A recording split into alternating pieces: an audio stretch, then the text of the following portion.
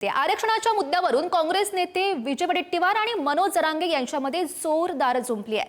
जरांगेंना सर्वच गोष्टींचा फायदा पाहिजे, इतरांनी काय करायचं जरांगेंना सांगा।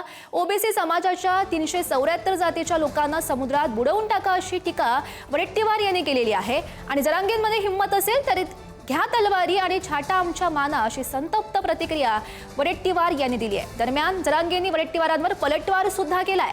आमचं घेतलेलं 16% आरक्षण वडेट्टीवारांनी परत करावं असं मनोज जरांगे पाटील म्हणत आहेत। बघूयात।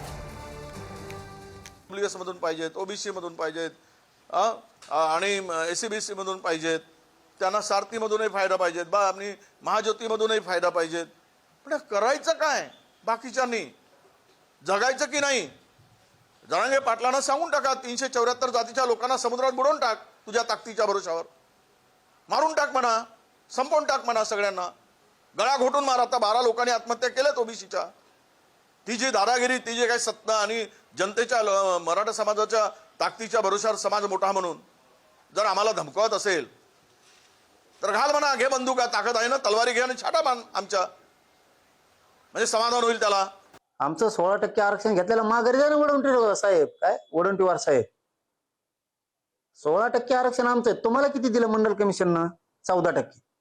तुमचं तुम्ही 14% खा ना। तुमच्या आरक्षणाला धक्का लागता कामा नये ओबीसीचं, हे आमचं म्हणणं आहे। 14%, तुमच्या 14%ला धक्का लागता कामा नये, ही मराठ्यांची प्रामाणिक भूमिका आहे। गोरगरीब ओबीसीच्या लेकराच्या आरक्षणाला धक्का नाही लागला पाहिजे, ही आमची भूमिका आहे। तुम्हाला सांगतो, आम्ही सुद्धा ज्या नाही त्या टोकाला खेळणार। तुम्ही मोर्चा काढताना 10 तारखेला, आमची सुद्धा थोड्या दिवसात घोषणा होणार आहे। 16% आरक्षण जे गेलं ना 1954 ज्या रद्द करायसाठी, बघू आमची बी काय किती धमक आहे ना, तुम्ही बघा आता, आणि तुमच्यात बी किती धमक आहे आम्ही बघू।